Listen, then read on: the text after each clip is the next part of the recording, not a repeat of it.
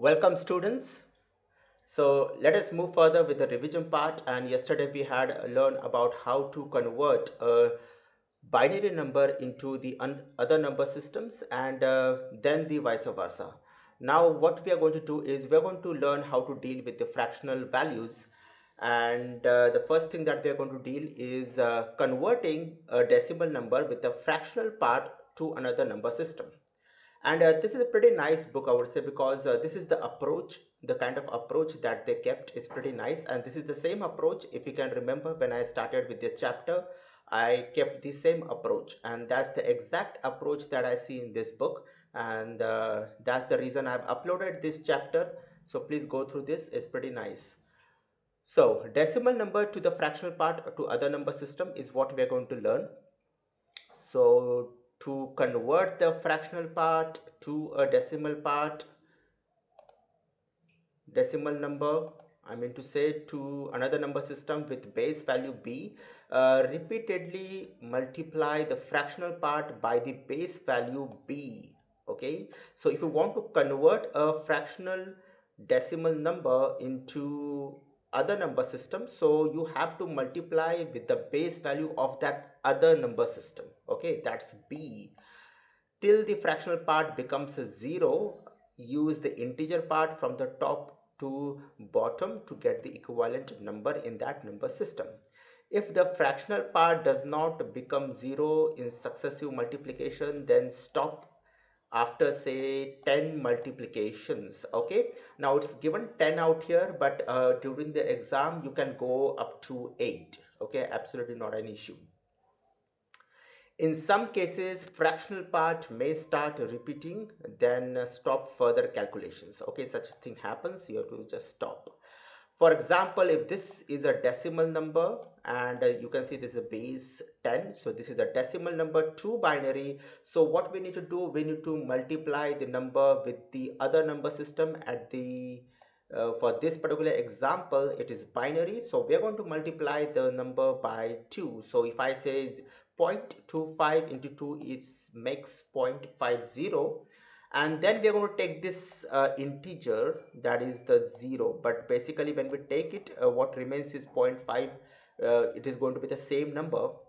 Okay, so we need to take the real part, but out here there is no real as such because it's just 0.50, and that we are going to take it and write it in the, okay, as our answer, as a process in of the answer. And then we are going to take multiply the remaining part, so what remains is the same number, that is 0.50 into 2 now comes 1, and then we are going to take 1 out here. Okay, and when we take 1 out here, what remains next is 0 part, only the fractional part, and so we have to stop over here. So the answer for this is, 0.25 decimal will be 0.01 to binary. Let us take one more example, and this is 0.675 to binary. So what we need to do is multiply with the base value of the other number system, which is, for this example again, is a binary. So we're going to multiply the number with 2, and what we have, the answer is 1.350. So what we need to do, we need to take this answer and write in the process of the, as forming our answer. Okay, and so I took that 1, and what remains is 0.350. So you can see they have taken 0.350 because we've taken the integer part from the answer, and we will only take the fractional part as the next step for the process. Okay, so it's 0.350 into 2 is equal to zero point 0.7. So it's there is no integer part as such, so just take 0 because there is 0, and next will be the same number. 0.7 into 2 comes as 1.400. so take this one again, collect it in the process of the answer. What remains is 0.400 into 2 is, number is 0.800, so it will be 0 itself, and the same number into 2, 1.600. So take the number 1, then the fractional part again, so we are multiplying the number again and again with the base value, that is 2, comes 1.200. Take the 1, and then For the next part, take only the fractional part, that is 0.200 into 2, and so on. So basically this is maybe 1 2 3 4 5 6 7. Okay, and please keep a top to bottom approach, not bottom to up approach. Okay, that is another mistake that you can make. Okay, you can go till 8 if you want. 8 steps. Since the fractional part, that is 0.400, is repeating, acha, over here what happened is 0.440, that was over here. Can you see this? Okay, so they have stopped actually. Okay, the same number. So next time again it is going to be 0.4, 0.400, same number is repeating. So in that case you need to stop. Okay, so that's perfect example. Since the fractional part is repeating value in the calculation, the multiplication is stopped. Write the integer part from the top to bottom to get the binary number for the fractional part, and that's the number, that is point. So you write point into point. Okay, so 0.10101110. Okay, that's the binary number.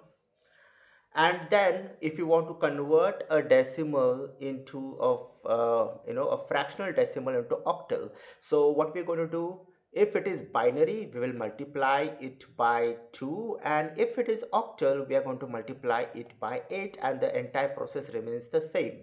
So basically if it's the same number, I guess they have taken 0.675. So if I multiply with 8, because that's the base value of octal, comes down to 5.400. So I'll take this 5, put it in this, as the part of my answer, then goes 0.400 into 8, comes down to 3.200. Take the integer part, that is 3, keep it over here, then goes again the process, 0.200 into 8 comes down to 1.6. So take the integer part, 0.600 into 8, 4.8. So take the integer part, so keep it over here, and then again the process, that is 0.800 into 8 is 6.40, and then you can see that is 0.40 and 0.40 is again repeating, so they have stopped. Since the fractional part 0.400 is repeating, the multiplication is stopped. Write the integer part from top to bottom. Okay, and you can see that answer. So 0.53146, that's the answer. Okay, then if we want to convert a fractional decimal into hexadecimal form, so we are going to multiply that by 16, so it comes down to 10.800. Take that part over here, 10, which is hexadecimal, that is the symbol is A, and then 0.800, again take that, and comes down to 12, and again there is a 0.800, so they have stopped. So A and C, that's the answer, top to bottom. Okay, the non-decimal numbers with fractional part to decimal number system. Okay, let us check this.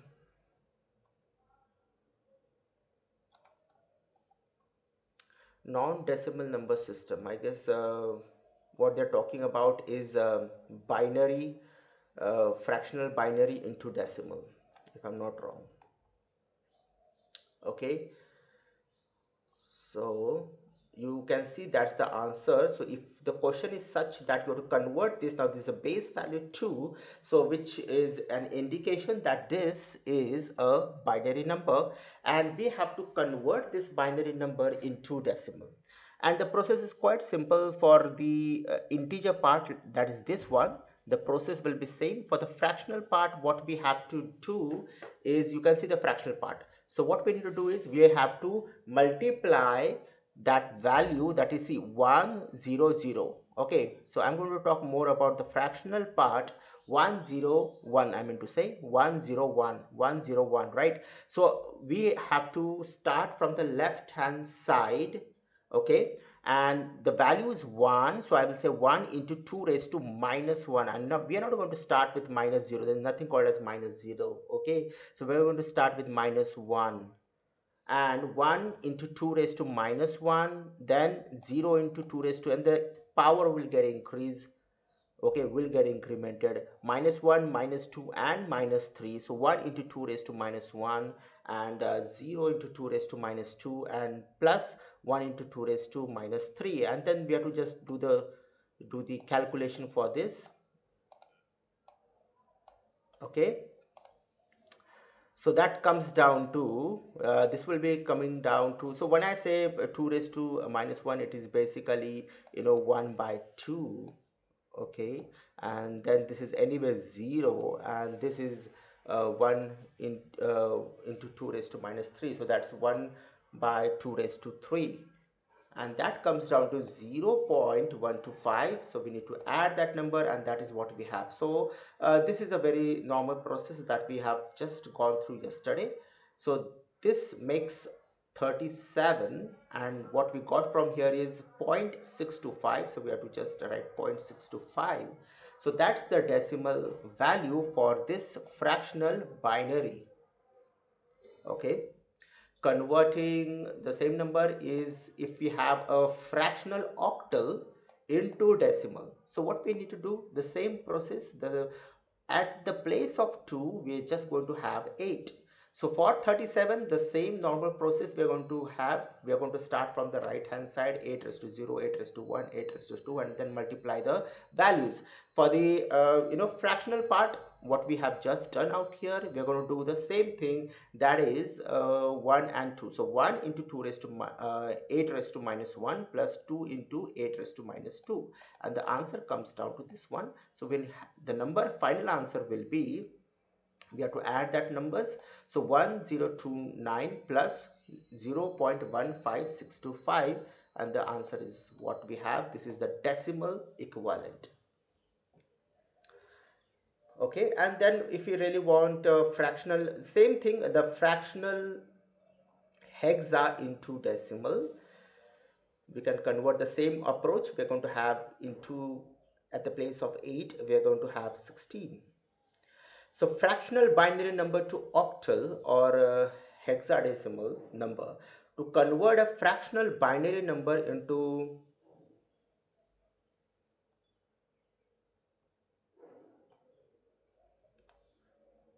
okay, the fractional binary to octal and hexadecimal number system. Okay, so to convert a fractional binary number into octal or hexadecimal value, substitute group of 3 bits or 4 bits in integer part by corresponding digit. Similarly, make a group of 4 bit or 3 bit or 4 bit for fractional part, starting from the left to right. Okay, so normally for the real part, I mean the integer part, we start the approach that we keep from right to left, and for the fractional part we are going to keep the approach from left to right. That's the approach we're going to keep. Let us take an example. So if I want to convert this binary into octal number system, so what I'm going to do is I'm going to take that integer part, that is this one, and I'm going to keep the same approach, that I'm going to group them into 3, because I want to convert this number into an octal number system. An octal number system will take 3 bits. So you can see that 100, that makes it 4, okay, into octal. 101, the group of 3, makes it 5, and there is we need to add prefix 10, so 010, that makes it 2. And the fractional part, you can see we have kept the approach from left to right. So that is 010 makes it 2, and then 1 and there is nothing, so just you need to add that 110, that makes it 6. So the final answer is 254.26 octal, right? Pretty simple, nice, straightforward. Same approach we are going to keep for the hexadecimal number. So if you want to convert a binary into a hexadecimal number, so we're going to keep the same approach for the integer part, make a group of 4 from right to left, and for the fractional part, make a group of 4 from left to right, and you can see that answer over here. So that is what we have in this particular chapter. Then there is an exercise part, and yes, for your exam point of view, this is the important part of the chapter, and for your extra knowledge, please go through the Unicodes, because in future you want to deal with Unicodes as a computer programmer, so you should be aware of the Unicodes, which is okay. Let me come to the Unicode. Let us just once go through it, right?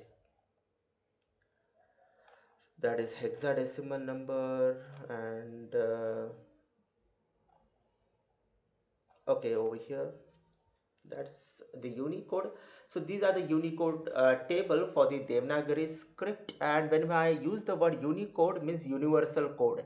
Yeah, you can remember,